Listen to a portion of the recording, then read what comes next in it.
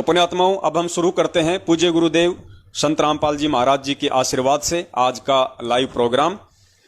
और सबसे पहली जो एक शंका है, वो शंका हमारे जो सतलोक आश्रम मैनेजमेंट हरियाणा के पीछे लगे हुए भगत भाई बहन, उनकी शंका है।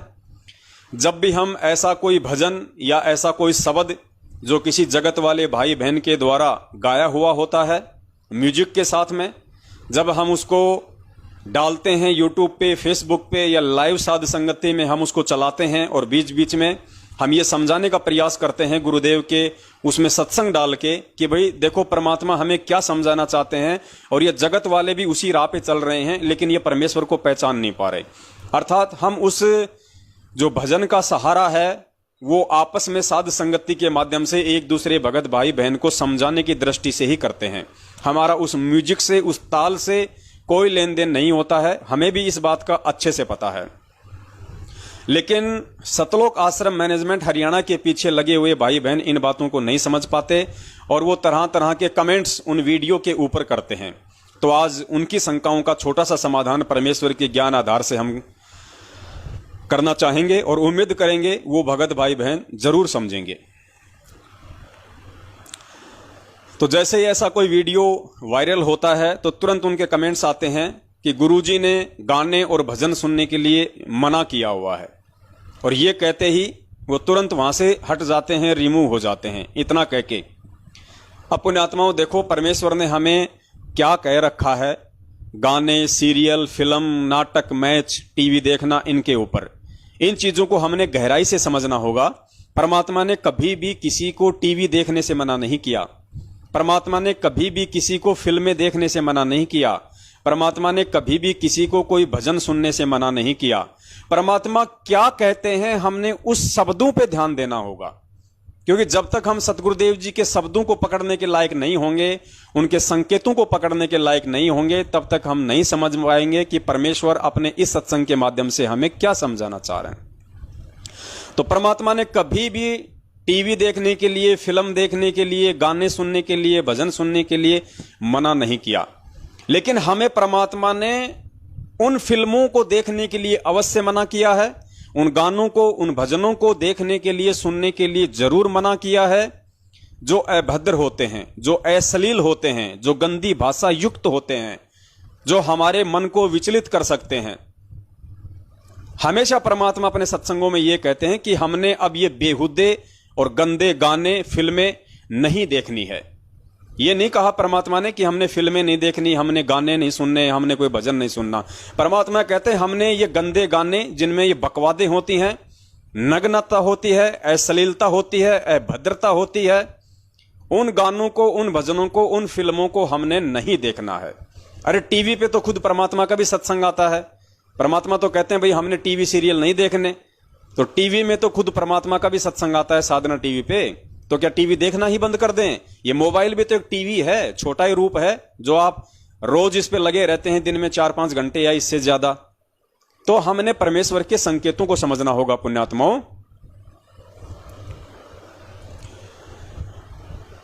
इसलिए हम सत्सेवक अपने वीडियो में संगत को समझाने की दृष्टि से इन भजनों का हम प्रयोग करते हैं, क्योंकि जो भजन हम डालते हैं वो परमेश्वर की वाणियों से संबंधित होते हैं, वो अध्यात्म से संबंधित होते हैं, और हमारा सुर, ताल और लय से कोई संबंध नहीं होता है, ना हम उनके ऊपर आसक्त होते हैं। हमारा मकसद होता है उस भजन के जो शब्द हैं उनसे यदि कोई भगत भाई बहन समझ जाए, कोई जान जाए, पहचान जाए, तो वो हमारे लिए अच्छी बात है। क्योंकि पुण्यात्माओं, परमात्मा ने एक सत्संग में कहा था कि जब कुएं में बाल्टी गिर जाती है तो पहले के टाइम में क्या होता था, एक लोहे का डंडा होता था और उसके ऊपर कुछ हुक होते थे, हुक, उनको वेल्ड करवा लिया जाता था 15, 20, 30, और एक रस्सी के सहारे उसको कुएं में छोड़ दिया जाता था, फिर उसको हिलाया जाता था। और फिर गुरुजी ने कहा कि ना जाने कौन से हुक में वो बाल्टी फंस जाए और वो बाहर आ जाए। तो इसी प्रकार जो सत्सेवक जो प्रयास कर रहे हैं सतगुरुदेव जी की प्रेरणा से, तो हमारा मकसद उन भगत भाई बहनों को जगाने का है जो भटक चुके हैं, उनको वापस परमेश्वर के मार्ग पे लाने का है। अब पुण्यात्माओं, इन चीजों को हमने और थोड़ा गुरुजी के ज्ञान आधार से समझना पड़ेगा। उसके लिए हम पूज्य गुरुदेव जी के सत्संग का सहारा लेंगे, फिर आपको आसानी से समझ में आएगा कि परमात्मा ने उस परमात्मा ने हमें किस प्रकार के गाने भजन सुनने के लिए मना किया है। उसके लिए हम पूज्य गुरुदेव जी के सत्संगों का सहारा लेंगे और सबसे पहले आप सुनिए पूज्य गुरुदेव जी का ये छोटा सा सत्संग।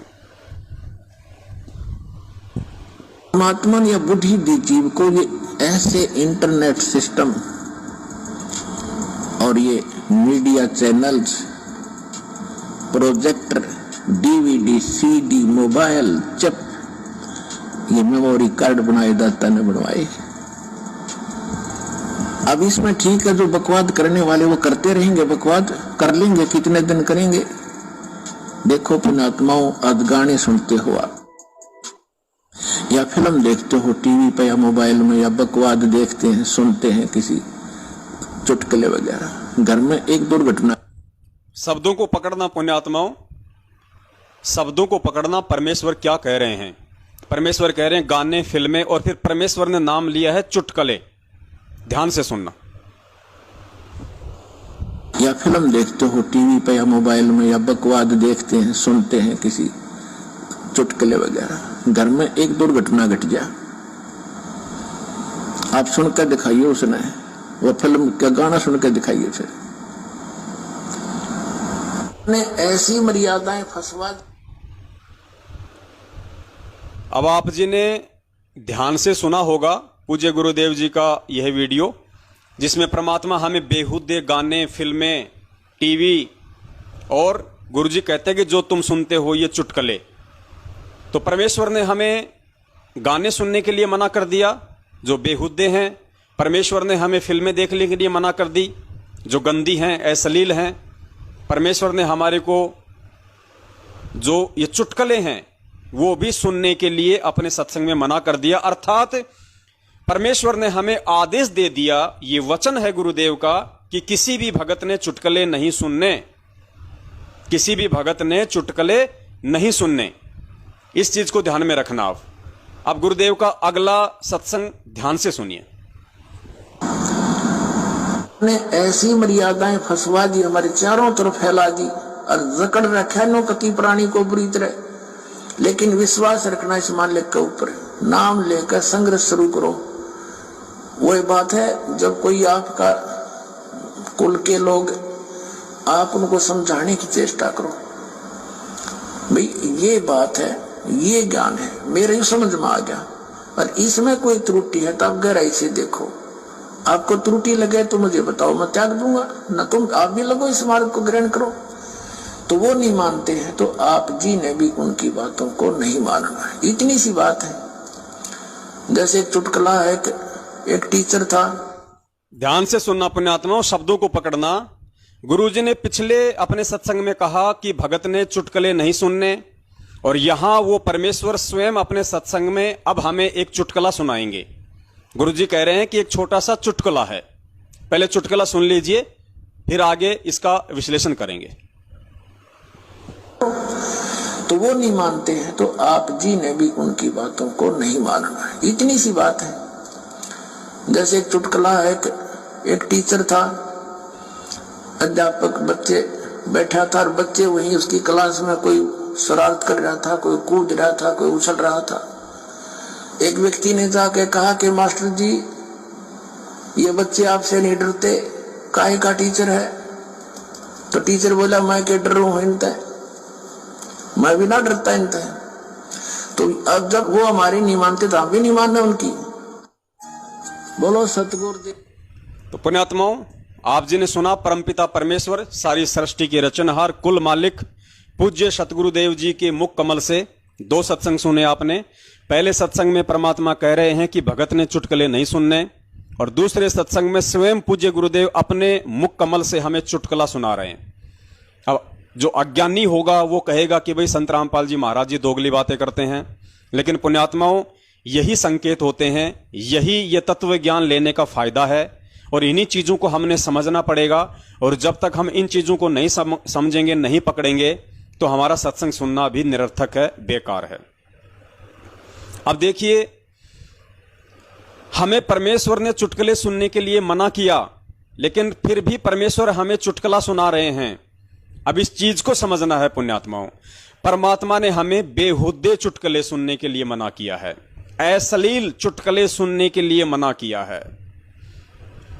जो गंदे चुटकुले हैं, जिनसे हमारी मनोवृत्ति खराब होती है, जिनसे हमारे विचार गंदे होते हैं, जो हमारी मानसिकता के ऊपर प्रतिकूल असर डालते हैं, पुण्यात्माओं वो चुटकुले सुनने के लिए पूज्य गुरुदेव जी ने हमारे को मना किया है। लेकिन पूज्य गुरुदेव जी स्वयं हमें वो चुटकुला सुना रहे हैं जिस चुटकुले से हम उनके ज्ञान को समझ सकते हैं, जिस चुटकुले से हम पूज्य गुरुदेव जी के सत्संग रूपी सार को समझ सकते हैं, उनके उदाहरण को हम समझ सकते हैं। तो उस उदाहरण को समझाने के लिए कि जगत वाले यदि, रिश्तेदार यदि हमारी बात नहीं मानते हैं, जो हम उन्हें उनके भले की बता रहे हैं, तो हमने भी उनकी बात नहीं माननी। तो इस चीज को समझाने के लिए पूज्य गुरुदेव जी ने चुटकुले का सहारा लिया कि जैसे किसी ने कहा कि मास्टर जी ये बच्चे आपकी बात नहीं मानते, ये बच्चे आपसे नहीं डरते। तो मास्टर ने कहा कि मैं कौन सा डरता हूं इनसे।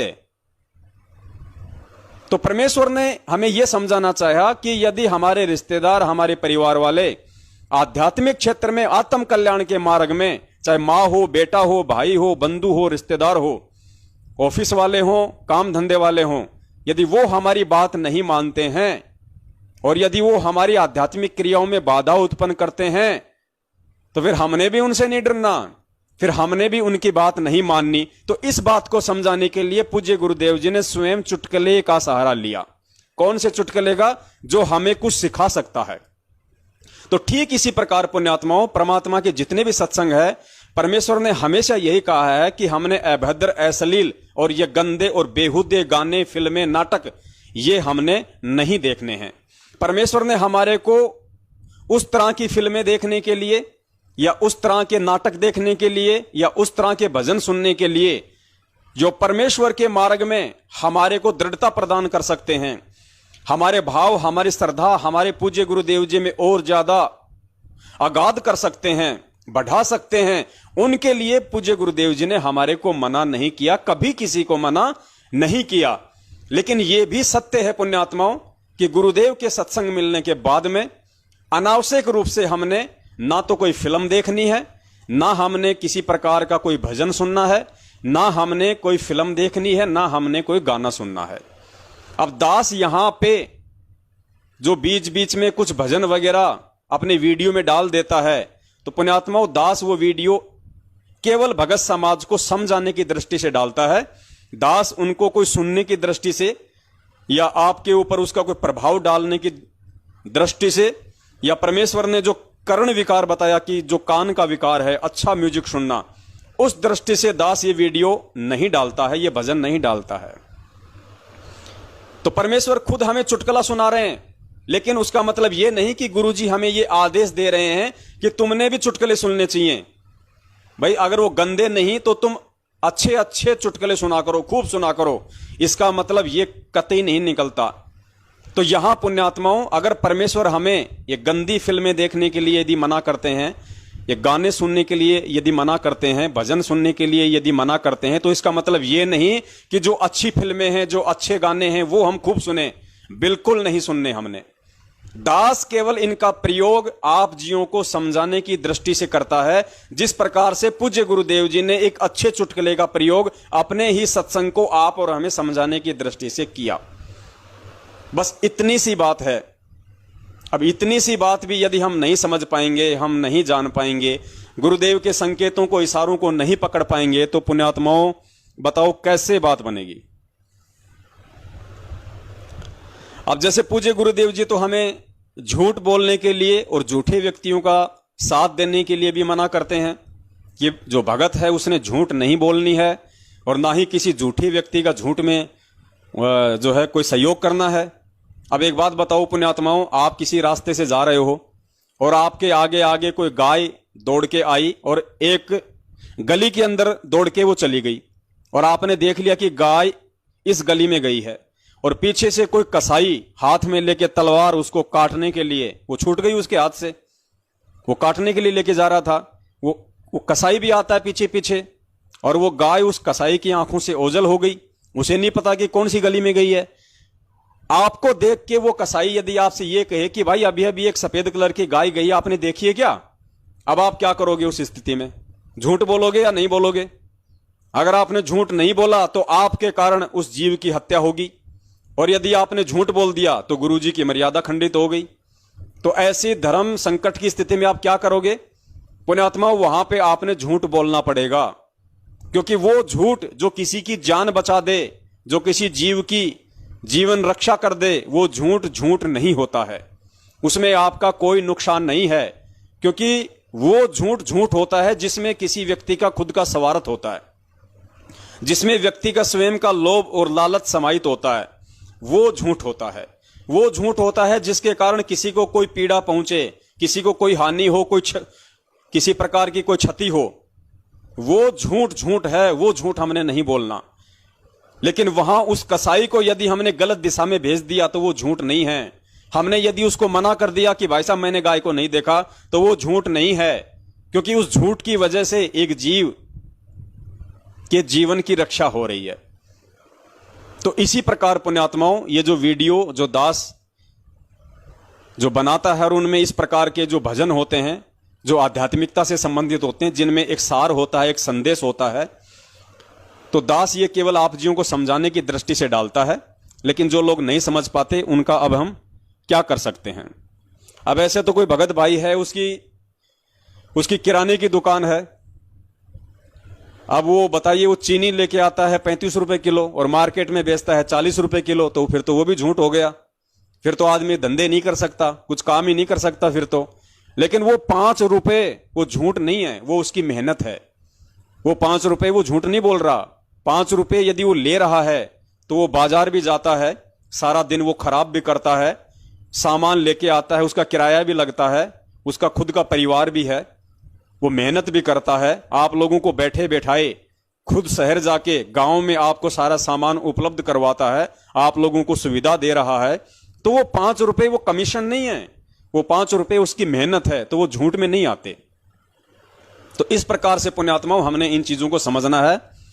तो रही बात सतलोक आश्रम मैनेजमेंट हरियाणा के पीछे अज्ञानता में चल रहे मेरे उन तमाम भाई बहनों की, तो भाई आप लोगों को तो समझ में आएंगी नहीं ये बातें, क्योंकि आप लोग तो राग द्वेष और ईर्ष्या की आग में जल रहे हैं।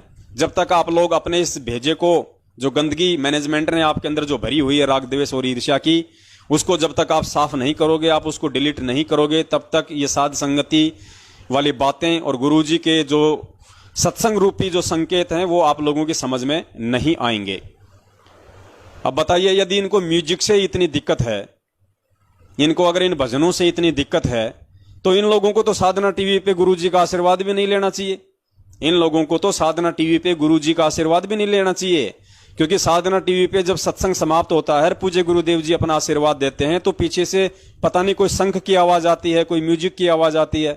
तो भाई वहां भी शंख बज रहा है, वहां भी म्यूजिक बज रहा है, तो आशीर्वाद लेना भी छोड़ दो गुरुजी का। पहले टीवी को बंद कर दिया करो कि भैया म्यूजिक बज गया, अब नहीं लेंगे आशीर्वाद।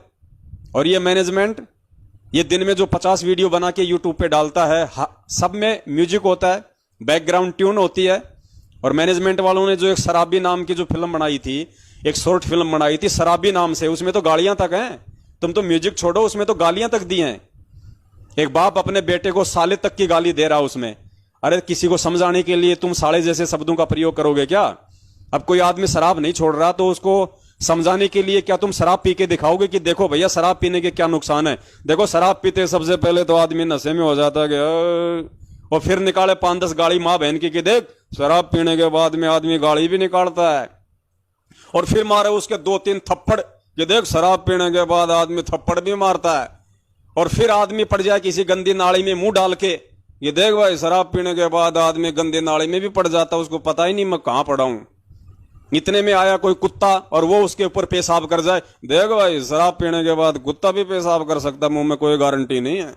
तो क्या ये सारे काम करके तुम लोगों को समझाओगे क्या? बताओ। शराबी नाम की शॉर्ट फिल्म बनाई इन्होंने लोगों को यह समझाने के लिए कि संत रामपाल जी महाराज जी शराब पीने से मना करते हैं। अरे गुरु जी के सत्संग ही पर्याप्त हैं, वो शराबी फिल्म बनाने की क्या जरूरत थी? फिर ऊपर से उसमें गालियां। लेकिन उनको कहने की हिम्मत, उनको टोकने की हिम्मत, उनके वीडियो पे कमेंट्स करने की हिम्मत इन लोगों की नहीं होगी।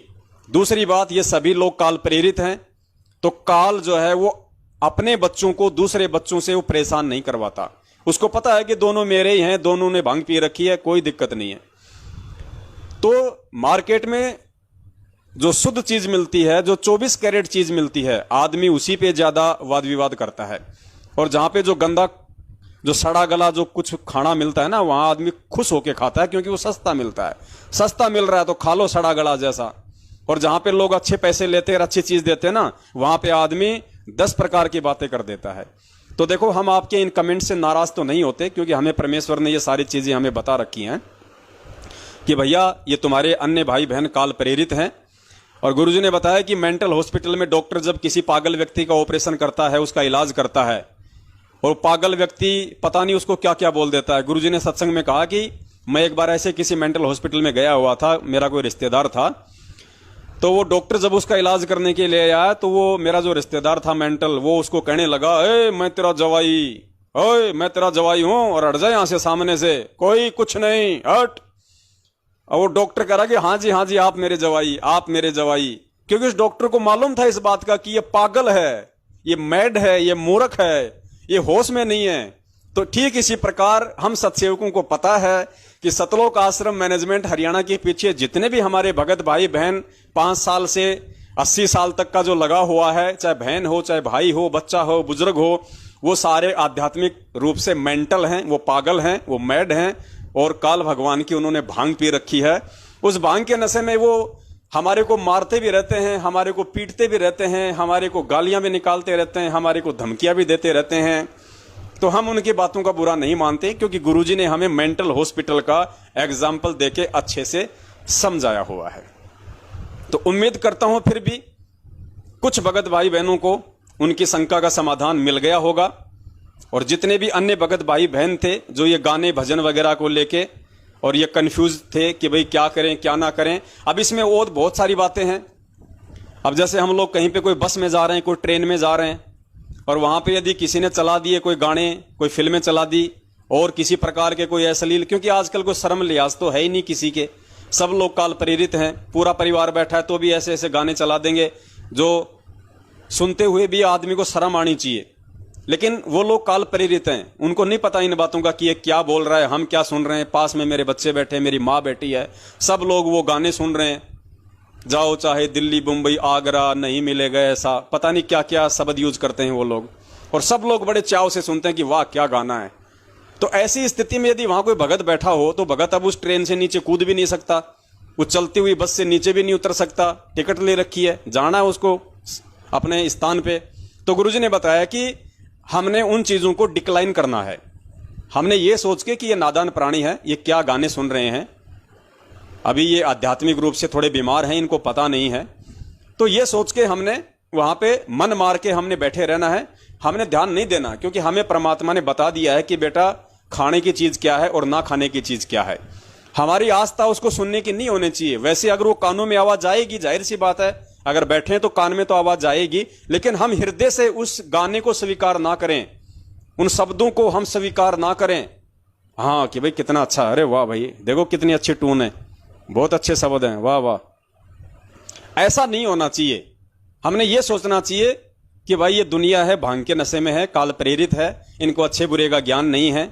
हमें गुरुदेव ने ज्ञान दे दिया, तत्व ज्ञान दे दिया, हमें सही गलत से हमें परमात्मा ने परिचय करवा दिया। और परमेश्वर ने कहा कि बच्चों ये जो माइंड है ये एक चिप है, एक मेमोरी कार्ड है, और बच्चों इसमें तुम यदि तुम सत्संग भरोगे तो फिर वो सत्संग ही बाहर निकलेंगे, वैसे ही तुम्हारे विचार होंगे। इसमें यदि तुम ये गंदे गाने फिल्में भरोगे तो इसके अंदर वैसी ही तुम्हारी सोच, तुम्हारी मानसिकता, तुम्हारी विचारधारा हो जाएगी।